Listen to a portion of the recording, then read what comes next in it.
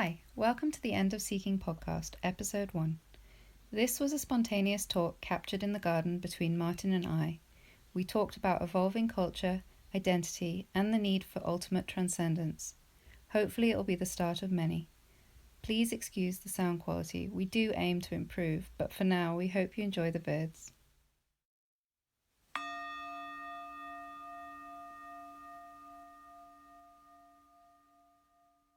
Problem with certain ideologies is that it becomes fixed and that there's no possibility for transcendence. It's only when you start to think, look, explore, inquire into your own paradigm can you transcend your own paradigm and go on to but they were talking about someone used this term, the transparadigmatic mind, which is coming from like a completely different area. And this isn't Wilber. I suppose you might be aware of Wilber, but just this idea that at the moment, if you're bound to sort of some worldview, you're bound to your paradigm, all these lower kind of paradigms, whether it's leftism or conservatism or whatever it is, you're kind of bound by it, defined by it. It is you. It's the paradigm is identified with. And so the talk now is, which is really interesting to see, start to emerge from this beautiful conversation, this meta conversation, is that actually kind of we're seeing the possibility, the emergence of a transparadigmatic mind, which means basically that the mind itself and the identity, the paradigm isn't identified with, it's used. So whatever the worldview, you can use it to, it's like Monica talked about this the other day. She was talking about frames.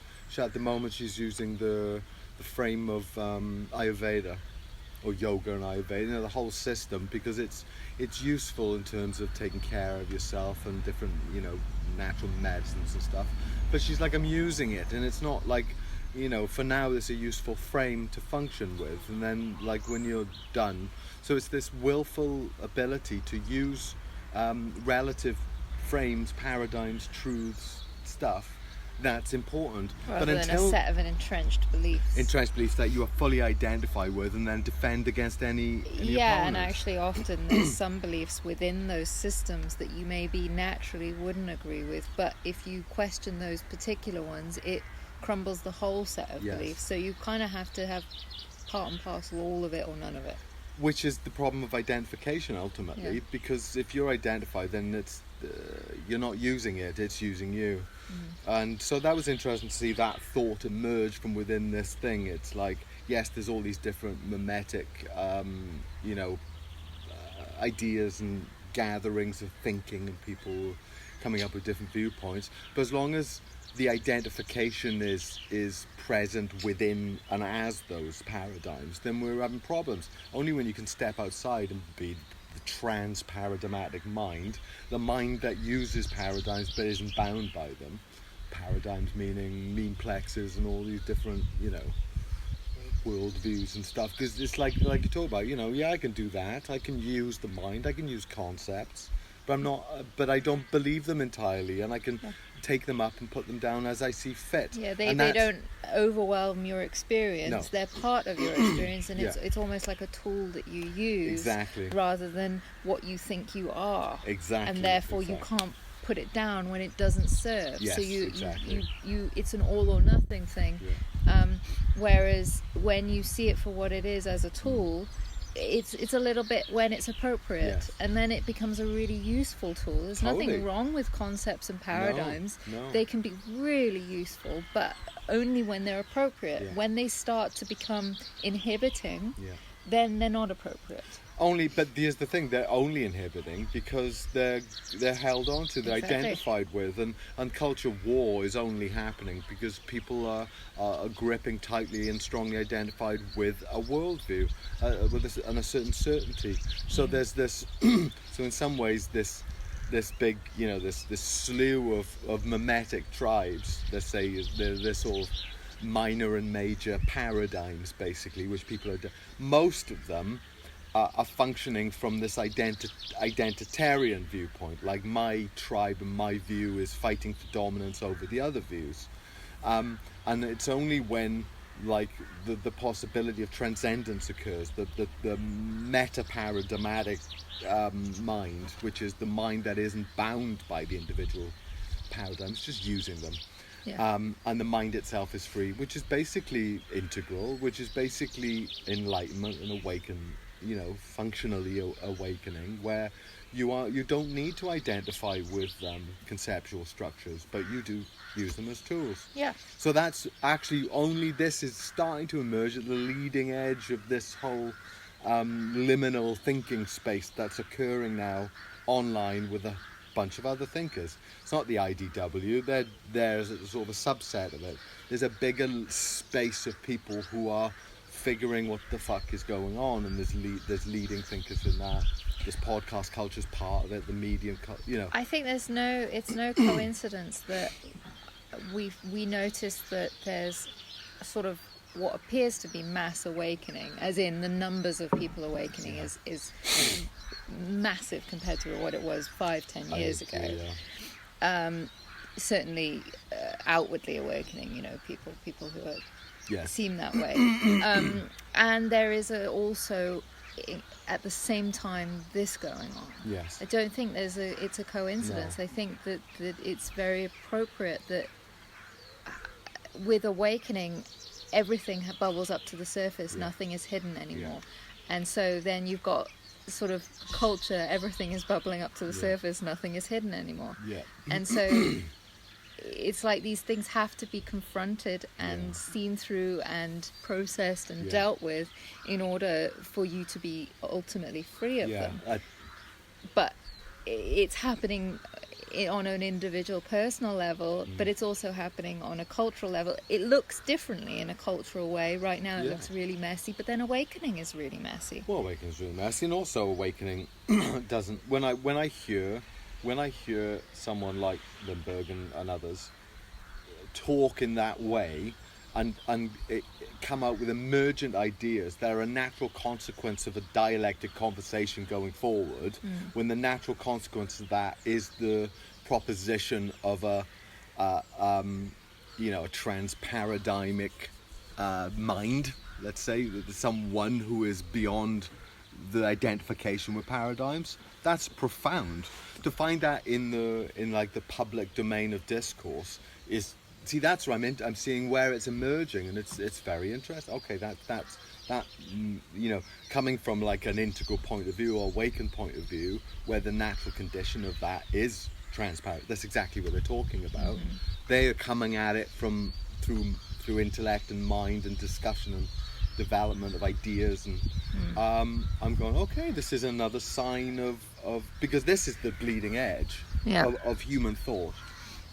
Not like because these guys are drawing on the whole slew of, you take Wilbur and he's mapped it all out in his way, but in some ways he's almost looking a bit old school because he comes from an age where there were less of these kind of well, it's very defined groups. And he's correct in so many ways. The way I understand he looks, it's very defined sort of stratas of experience that he's talking about. Yes. And suddenly it's got very messy. There's all these subsets and all these sort of, it's very bitty right now, and so it's very hard to draw these generalizations that the integral sort of broadly has these generalizations, which are really useful, but I don't think speak to...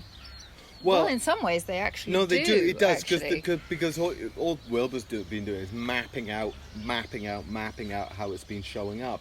And so another piece of this puzzle, there's other people mapping out, and then you have these overlays. And what's important is the principles underlying it are sound, that there are these developmental things. It's just that the proliferation of almost micro paradigms, mimetic tribes is the current parlance, let's say. They're like a bunch of like memes of these ideas that say something and can be transmitted, and then this idea that these are new terms, like a memeplex is like an aggregation of interlocking and supporting ideas, like political parties and like religions are memeplexes. So what's interesting about this is in the language of technology and computing almost, and this kind of and math almost. It's like it's being looked at in this kind of way, rather than traditional structures. But it's still speaking to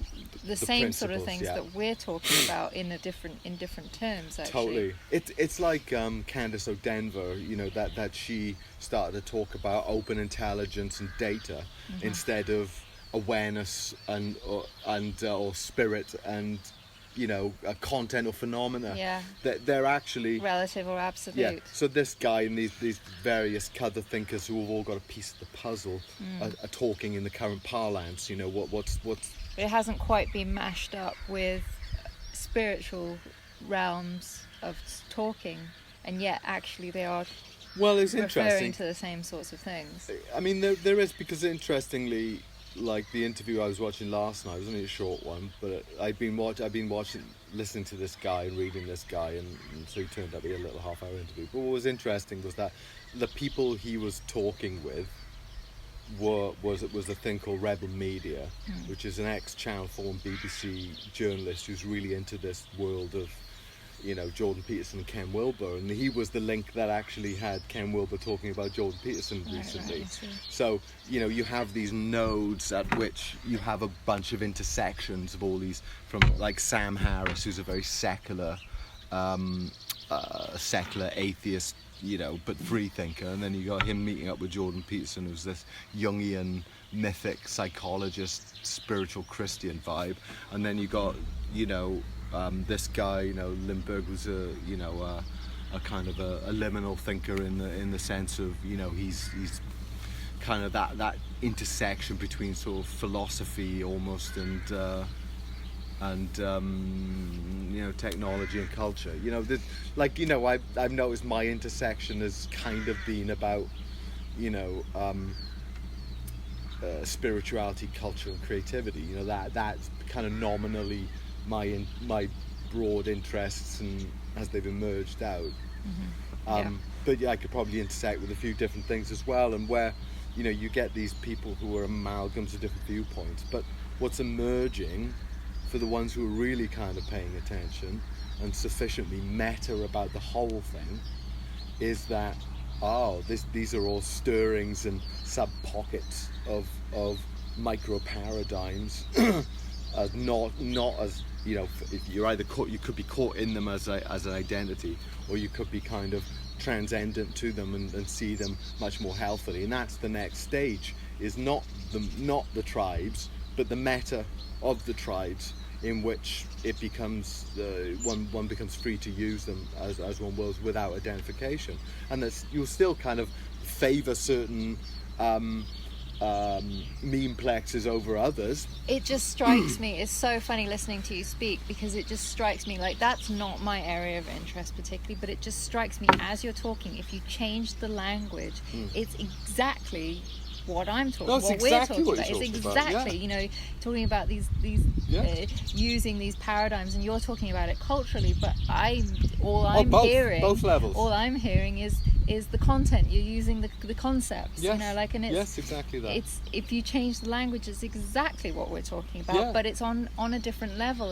It's on a cultural level. It's on a broader level than we're talking about the individual experiencing that. You're talking about in the how that then enacts in the culture. But it's exactly the same thing. I wrote last year that just kind of came out was culture is an amalgam of first person accounts of their reality. That's it. It's only ever what we're talking about on a micro personal level. It is actually the ground of all this cultural stuff anyway, but it does then begin to be these collective intelligences acting out. But it's exactly the same thing as I think that's the beauty of it. That's the resonance of it. That it can be applied as below, everywhere. so above. It can be applied everywhere. The general theme of it is if you're getting attached to these paradigms instead of you seeing them as a tool and almost like an item of clothing to put on when needed. Yes, exactly. Then it becomes problematic if there's suffering within that, because sometimes that item of clothing isn't appropriate, and so you have to take it off. And so it's the attachment to those paradigms, those identities, that clothing, whatever it is. It's the same thing. It's the attachment that causes the suffering, Yeah. because it's not seen in the broader context of it's a tool. Yeah. It's something to be used. It's not something that you are. Exactly. That's exactly that. Exactly that. And what's interesting is that let's say, although Jordan Peterson hasn't very much been part of this conversation, but what he did try to point to was that the work is not collective work. The work is individual. It's always individual. It's always about the sovereignty of the individual working it out in real time for themselves and taking responsibility and all that stuff. But it's about the individual. Yeah. But the aggregate of that becomes collective. But if you start from the collective, you're fucked. Well, that's why you have to empower the individual. Yeah, because the collective is just a representation of the individual in a broader sense. And exactly, so, like, what is government? Government is a collection of individuals making decisions, but it's always based on their own informed experience playing out in culture. Yeah. And so, you have to change the individual. You can't fix it on the level of collective. No, you can't. But like anything, you can't build a plant without individual cells functioning according to their own natures. Yeah. You just can't. And if those cells are broken, the DNA of those cells are broken, the plant won't turn out and won't grow. To repair the plant, you don't, so it is the individual, is the ultimate, the irreducible kind of source of all change and growth. Which I think is why it's great that culturally, like, I'm certainly noticing that there is more emphasis on improving the individual right now. Right. There is. I mean, you see it culturally. You see that people, I know it's very low level stuff, but the self-help movement is massive. And the natural progression of that, I believe, is into awakening teachings. Yeah, we might not be there yet, or there's a leading edge that is there, but the natural progression of that is awakening. Yeah. Oh, I think the natural, the end point of any, the end point of any line of thought is transcendence. Yeah, but I feel like we're getting closer to that than we ever have done culturally and individually. Yeah. It's in popular culture now. Just even to see that the word yoga, I mean, that's a really simple thing, but even to see that the word yoga is very prevalent in popular culture shows where we are culturally versus 10 years ago. We weren't there. We were much more focused on sort of material gain and comfortable lives and technology actually, and science, those the emergence of that. But now we've sort of doing the technology, and the technology is coming. There's a meeting of technology and spirit now, it seems. I think so. Yeah. I think. Yeah. Oh yeah. I mean, I think the internet, and not just the internet, but the internet, meaning that we are literally connected at all times, at will, to the totality of nodes and thinking, and it's really just starting the last few years. It's really starting to pervade in a way, like the difference between the YouTube of yesteryear, of quite recently, which was most. I mean, it's not saying it's not about entertainment and no, got a lot of cat videos though. But it quite quickly turned into this really powerful space where leading edge exponents of whatever can share and explore and converse, and that the like these. The podcast thing where people are having interesting long-form conversations about whatever it is. It doesn't really matter, but each area of domain is cross-pollinating and deepening. Yeah. And it's fueling this. It's fueling the leading edge, actually, of human understanding and discourse in public, not behind closed doors in universities and gatekeepered institutions, but right at the leading edge of in culture. There it is. You can just tune into it and see where it's raising all the boats. Yeah, it's making people question their assumptions about the norms that they've been following or living by. Yeah. And when they're hearing different viewpoints, it's not that they're necessarily agreeing with them, but they're trying it on for size. They get it. It's a sort of a safe way of exploring these things and seeing what you are resonating with, let's say. Yeah. By listening to these long form expositions of... Yeah. Is that the right word? Exposition? Yeah. Expositions of knowledge and information.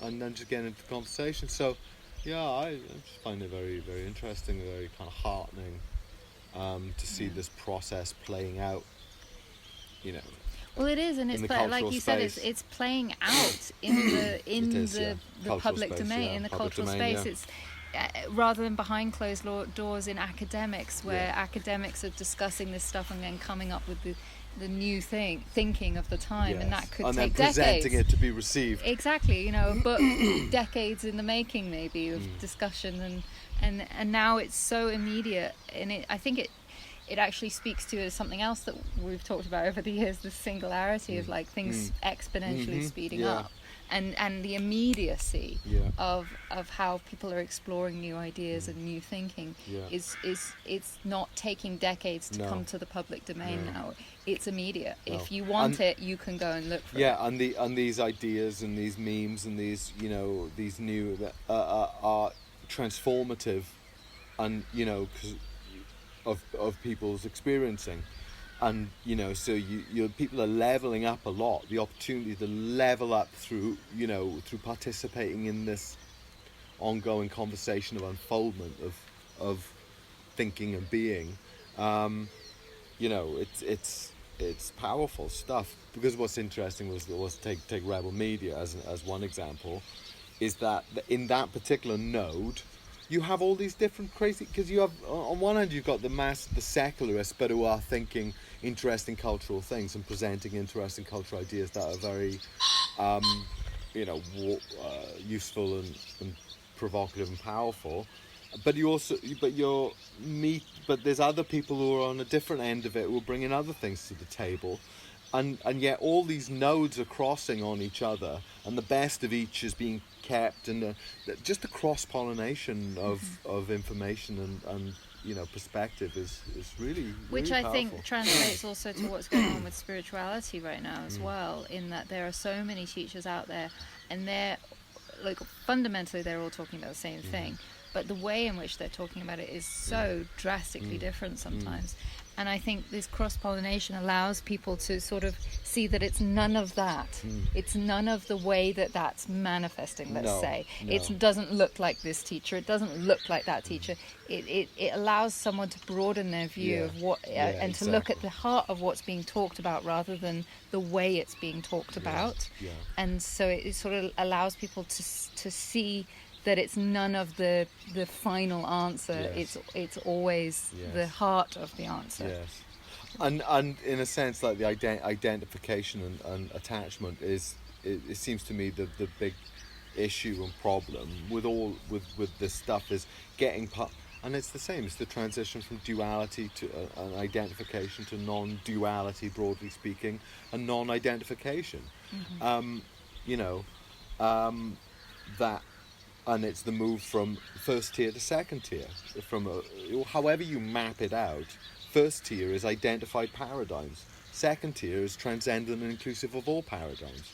So that movement itself, whatever we think about, is being identified as a natural force. Let's say that however you map it out. However it comes about. It represents the world of identification and fixity, in which case it's duality, because you're at war with other things and other viewpoints, to the transcendent view, the meta view, which is, all these things, and I can pick up and use that, or I can pick up and use that, I can drop that. I don't have to identify with it. And so in some ways, when you look at things like my little, the woke culture, for example, the identitarian culture, is very much first tier. But it's heading in the direction of its inevitable transcendence. Yeah. But it has to drop because people are going, I'm separate, I'm not that, I'm this, I'm this narrow intersection of identities.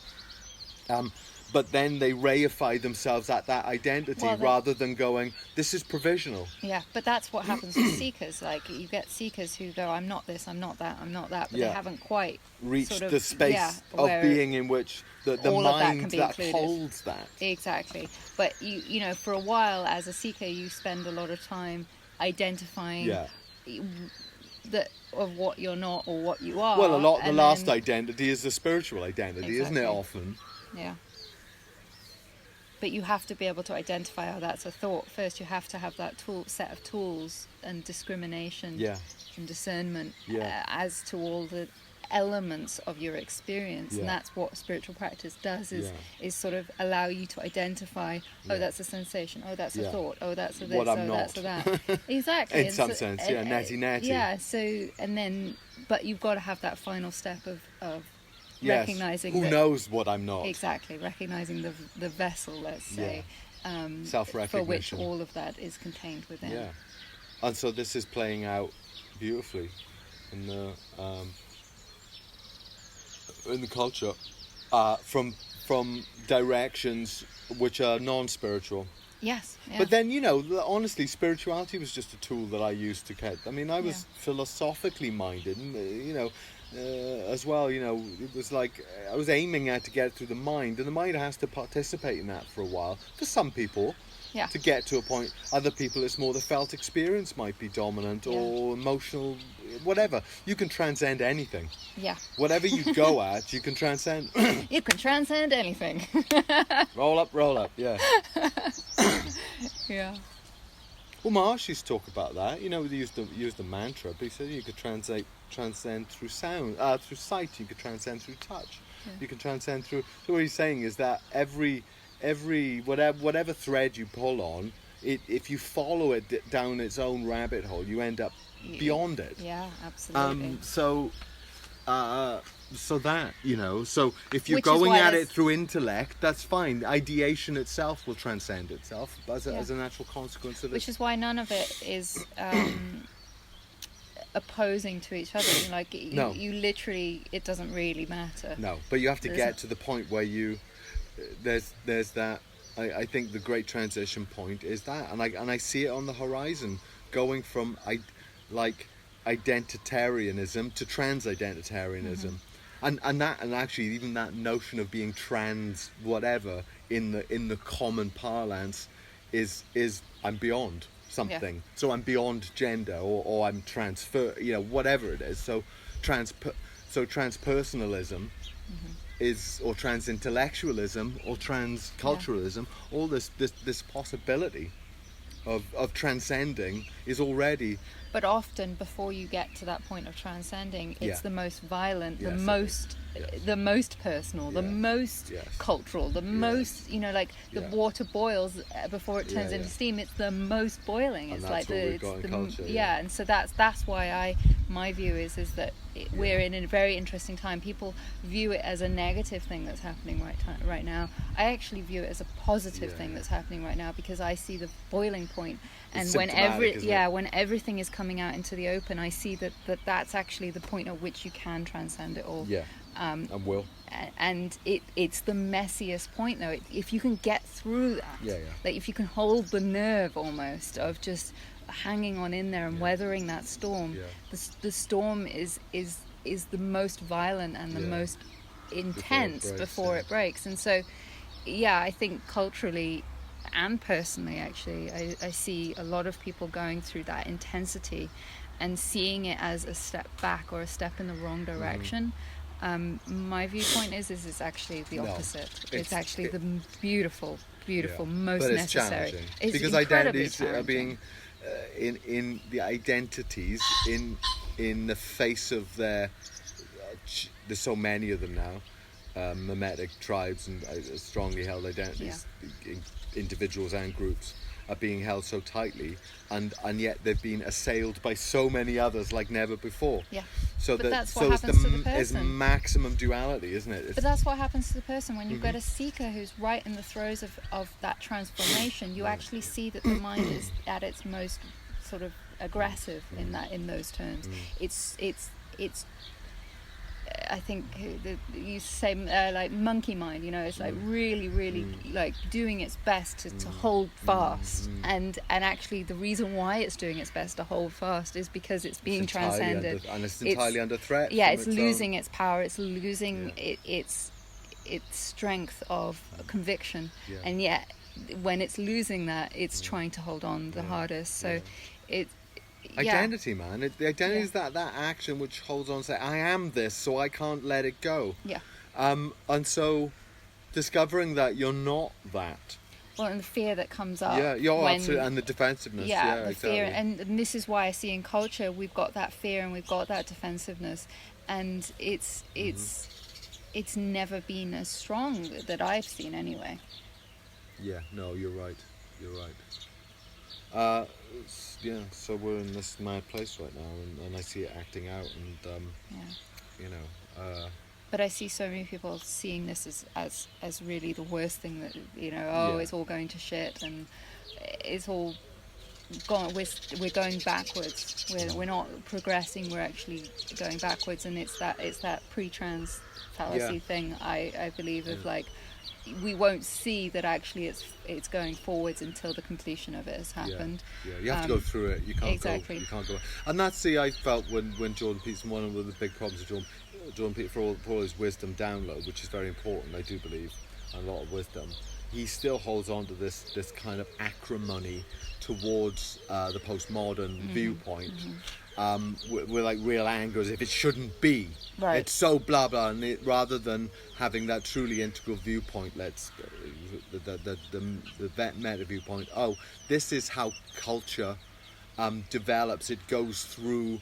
He doesn't see it as a stage of development. That's actually what Wilbur talked about. He doesn't see that this leading edge, this green that's happening with all its performative contradictions and thing. He doesn't see that this is actually a stage of development that itself will be transcended, that gone through which to the next. Which actually you could argue that it is getting to the point of transcendence because it's becoming unhealthy. Yeah. And there are still those that hold on to it, but the others who have thought and felt their way out of it and go, exactly. oh no, this is. Like the fact that it's showing its cracks suggests that it's cracking open. But as you say, people are doubling. Yeah, people who identify they're trying with to pull the cracked eggshell back together quickly. Like, But there's so many people who are going, no, this is not. So. But there's still a minority until it becomes a majority. Well, here's the thing. I think.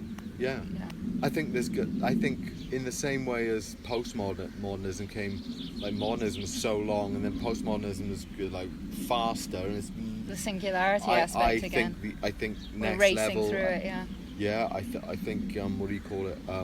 Second tier is kind of, you could call second tier almost singularity because it's transcendent and inclusive. I wonder whether it's accelerating.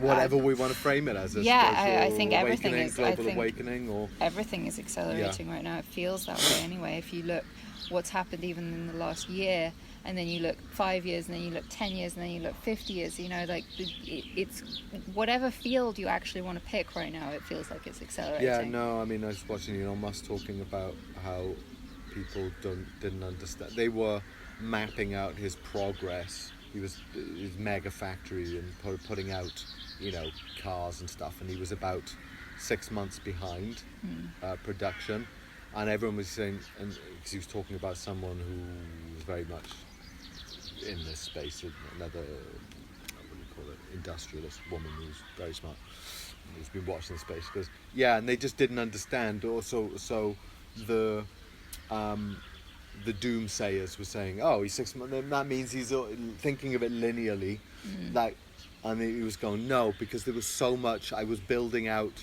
so much exponential potential underneath that 6 month thing, that when I caught up, it would just explode, and Right. suddenly you're exceeding expectations, and you go, what the fuck, where did that come from? He says, Because it you're always takes thinking longer in to linear terms, yeah, it not in always takes exponential. longer to set the groundwork. Look at a Yeah. seeker. You know, Yeah. it always takes Yeah. so much longer to sort of do the simple Yeah.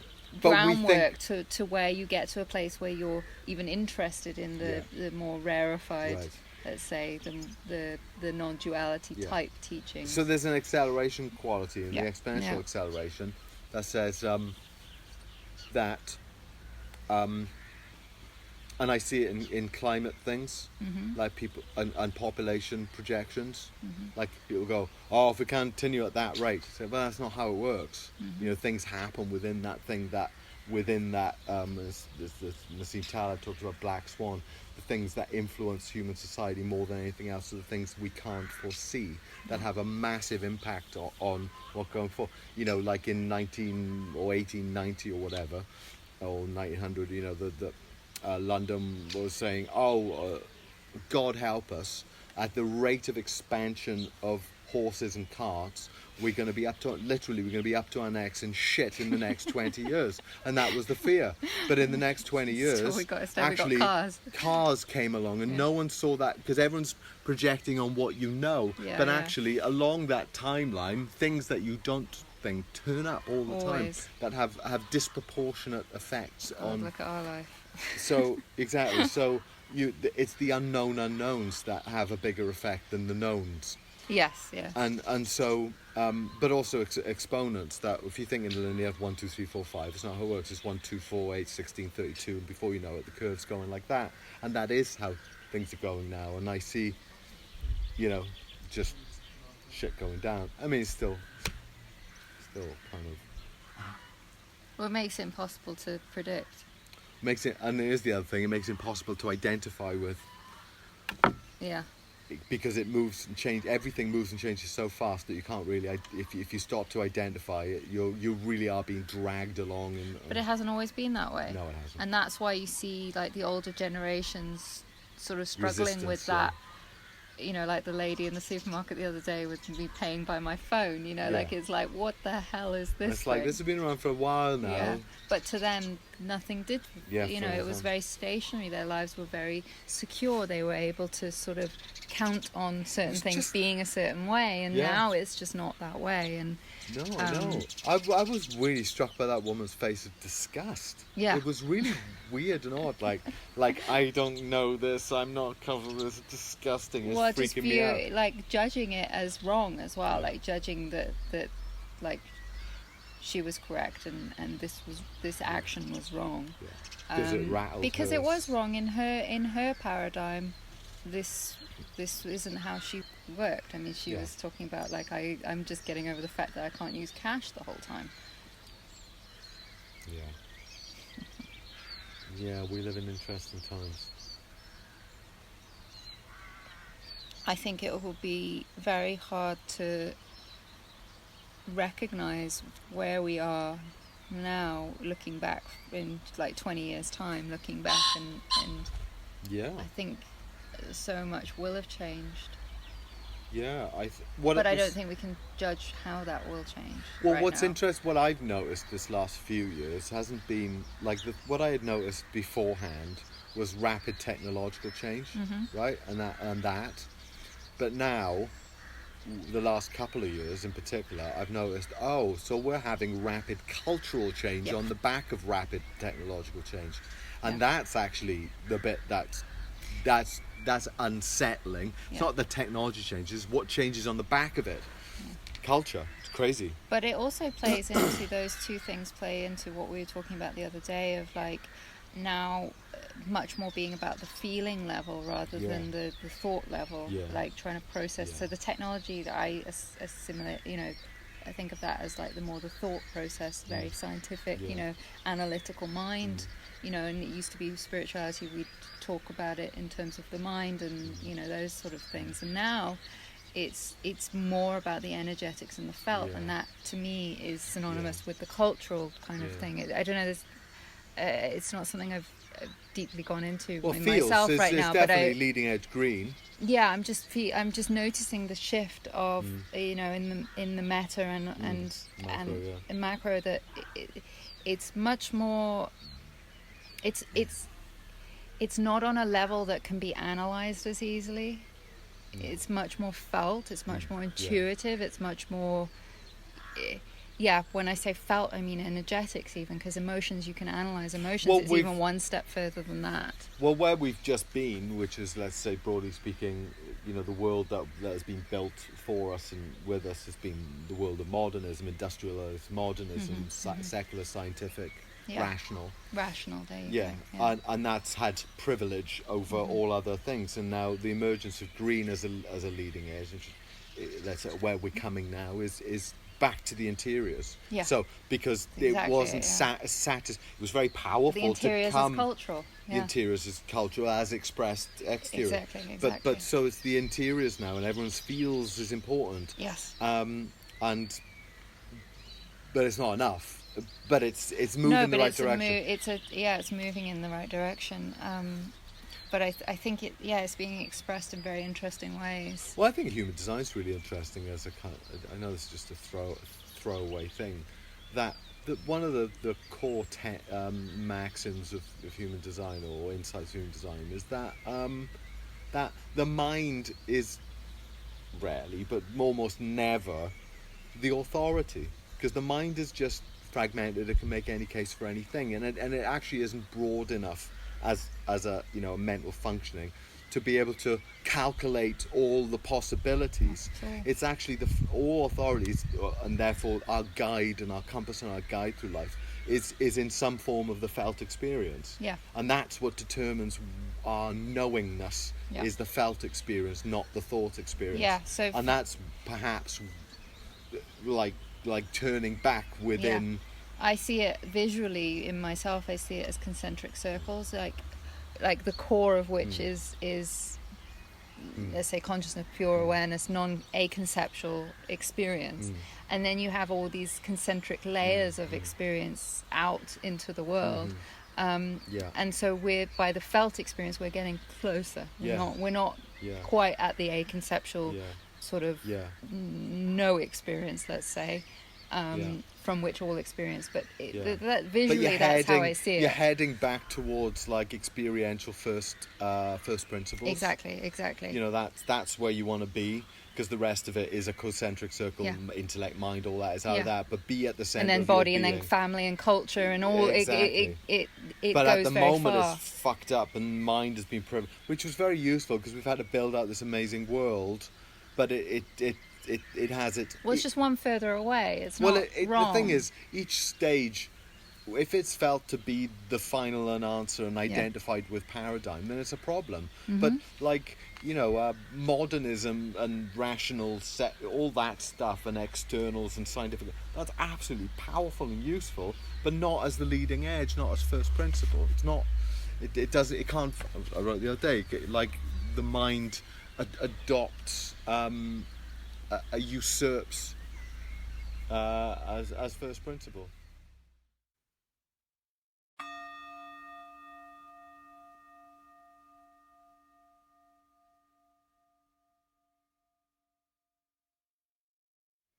Thank you for listening. Please subscribe to get the latest episodes. For more information on us, go to endofseeking.com.